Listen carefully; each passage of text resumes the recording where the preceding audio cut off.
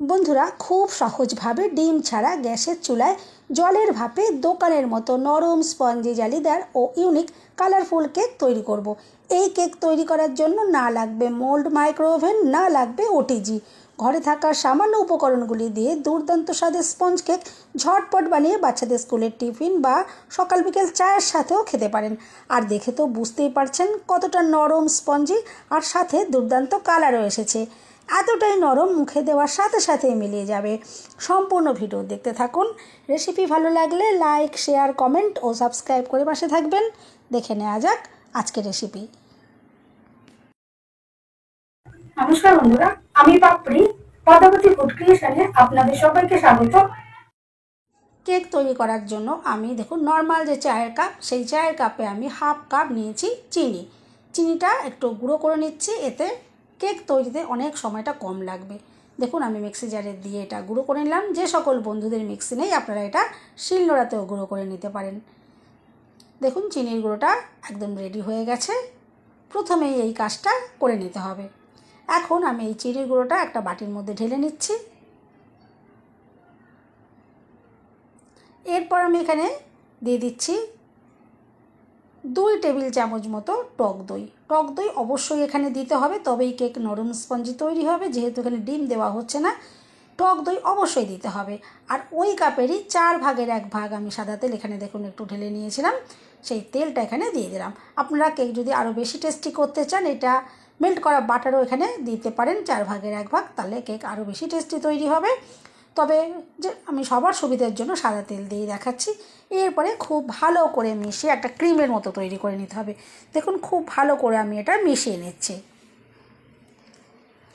দেখুন এখানে মিশ্রণটা এখন একদম রেডি হয়ে গেছে। আর অবশ্যই 1 চিমটে নুন এখানে দিতেই হবে। দেখুন আমি এখানে 1 চিমটে নুন দিয়ে দিলাম, এতে কেকের টেস্ট অসাধারণ আসবে। আর দিয়ে দিচ্ছি 1 চামচ ভ্যানিলা এসেন্স। ভ্যানিলা এসেন্স দেওয়ার কারণে কেকের মধ্যে কিন্তু সুন্দর একটা গন্ধ আসবে। একদম দোকানের কেনা কেকের মতো এখান থেকে একটা ফ্লেভার পাবেন। অবশ্যই এখানে ভ্যানিলা এসেন্সটা দিতেই হবে। তবে হাতের কাছে একান্ত না থাকলে আপনারা এখানে এলাচের গুঁড়ো দিতে পারেন। তবে দোকানের মতো যদি টেস্ট পেতে চান, তাহলে কিন্তু এখানে ভ্যানিলা এসেন্সটাই দিতে হবে। এরপর আমি 1 কাপ ময়দা দেখুন নিয়ে নিলাম। আর এটা অবশ্যই চালনি দিয়ে এভাবে একটু ছেঁকে দিতে হবে, তবেই কেক নরম স্পঞ্জি তৈরি হবে। আমি দেখুন ভালো করে মিশিয়ে নিচ্ছি। এভাবে মিশিয়ে নেওয়ার পর এখানে আমি আরও হাফ কাপ ময়দা দিয়ে দিলাম।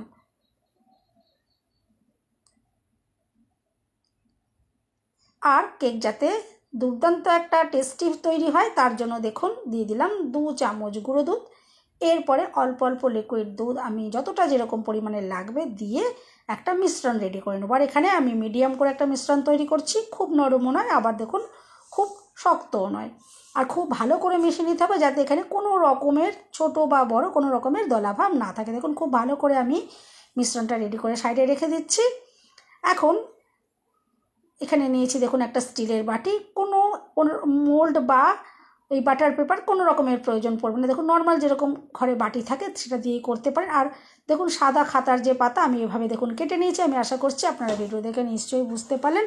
এভাবে কেটে আমি দেখুন পাতাটাকে রেডি করে নিয়েছি। আর এখন দেখুন এখানে সাদা তেল একটু মাখিয়ে দিচ্ছি, এতে যখন কেকটা তৈরি হয়ে যাবে খুব ইজিলি বার করে নেওয়া যাবে। দেখুন এভাবেই আমি কেকের জন্য বাটিটা রেডি করে নিলাম। তাই কেক তৈরি করার জন্য কোনো রকমের মোল্ড বা বাটার পেপারের কোনো প্রয়োজন নেই। ঘরে যেরকম ধরনের বাটি থাকবে, আর এরকম দেখুন সাদা খাতার পাতা তো আমাদের সবার ঘরেই থাকে, একদম ঘরে থাকা সামান্য জিনিসগুলো দিয়েই কিন্তু একদম দোকানের থেকেও ভালো কেক তৈরি করতে পারবেন। দেখুন বাটিটা আমি রেডি করে নিয়েছি। এরপর যে মিশ্রণটা রেডি করে রেখেছিলাম তার ভেতরে দিয়ে দিলাম 1 চামচ বেকিং পাউডার। আর দিয়ে দিচ্ছি ওই চামচেরই 4 ভাগের 1 ভাগ বেকিং সোডা।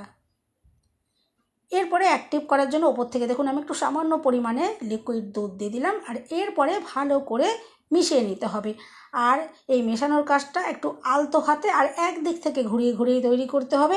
উল্টো পাল্টাভাবে যদি ঘোরানো হয়, তাহলে কেক কখনোই স্পঞ্জি ফ্লাফি তৈরি হবে না।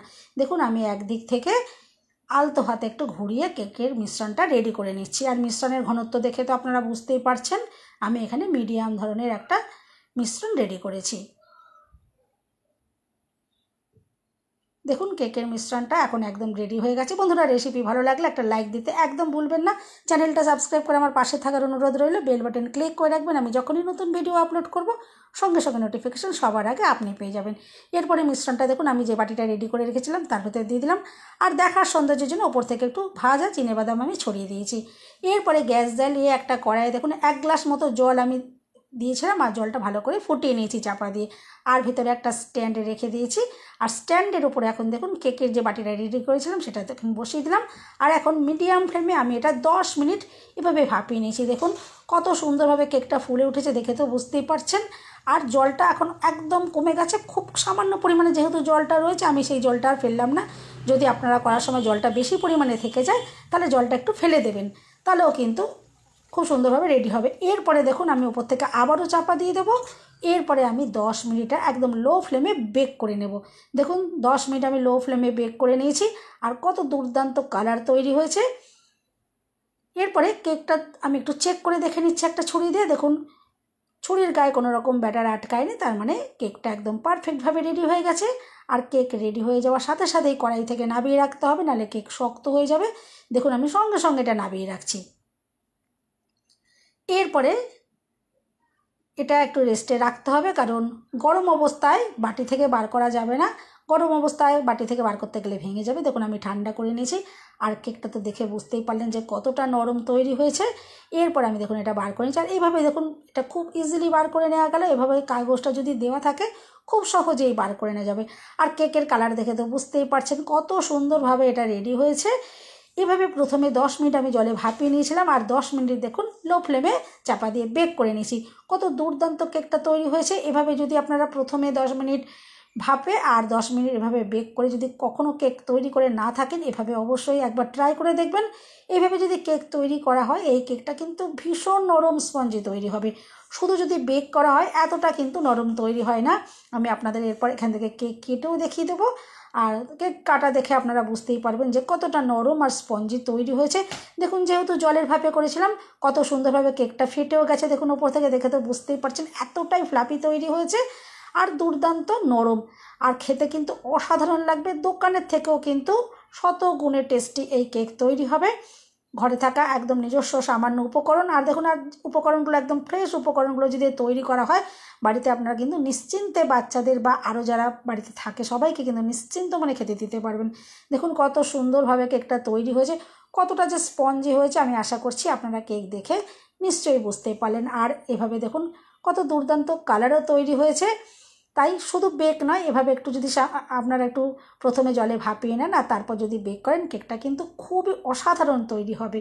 এভাবে অবশ্যই একবার ট্রাই করে দেখতে পারেন। দেখুন কেকটা যে কতটা স্পঞ্জি, দেখুন আমি আশা করছি দেখে তো আপনারা বুঝতেই পারছেন যে কতটা নরম স্পঞ্জি তৈরি হয়েছে। এভাবে তৈরি করে আপনারা বাচ্চাদের স্কুলে টিফিনে দিতে পারেন, বা এভাবে যদি তৈরি করে রাখেন সকাল বিকেল চায়ের সাথেও খেতে অসাধারণ লাগে। আর এই কেকটা এতটাই নরম স্পঞ্জি তৈরি হবে, আপনারা যদি নর্মালভাবে যদি এটা রেখে দেন 3-4 দিন পর্যন্ত কেকটা নরম স্পঞ্জি থাকবে, একদম কিন্তু কোনো রকমের শক্ত হয়ে যাবে না। দোকানের কেনা কেক কিন্তু ঘরে যদি থাকে দেখবেন গুঁড়ো গুঁড়ো হয়ে যায়, কিন্তু এই কেক কিন্তু একদম এরকমই নরম স্পঞ্জি আর ফ্লাফি থাকবে। দেখুন দেখে তো বুঝতেই পারছেন কতটা নরম স্পঞ্জি। এরপরে আমি কেক একটু কেটেও আপনাদেরকে দেখিয়ে দেবো যে কেকটা ভিতর থেকে কতটা জালিদার তৈরি হয়েছে আর কতটা পারফেক্ট তৈরি হয়েছে। দেখুন আমি একটা টুকরো একটু এখান থেকে কেটে দেখাই, আপনারা দেখে বুঝতেই পারবেন যে কেকটা কতটা দুর্দান্ত তৈরি হয়েছে। দেখুন কেকটা কাটা দেখে তো আপনারা বুঝতেই পারছেন যে কেকটা কতটা নরম আর স্পঞ্জি তৈরি হয়েছে।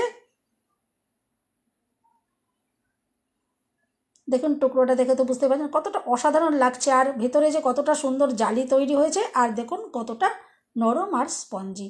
এভাবে আপনারা অবশ্যই একবার ট্রাই করে দেখতে পারেন। বন্ধুরা রেসিপি ভালো লাগলে একটা লাইক দিতে একদম ভুলবেন না। চ্যানেলটা সাবস্ক্রাইব করে আমার পাশে থাকার অনুরোধ রইল। সবাই সুস্থ থাকবেন, ভালো থাকবেন, দেখা হবে নেক্সট ভিডিওতে। ভিডিওটা শেষ পর্যন্ত দেখার জন্য সবাইকে রইল অসংখ্য অসংখ্য ধন্যবাদ। দেখুন কেকটা একটু ভেঙে দেখাই কতটা যে দুর্দান্ত লাগছে।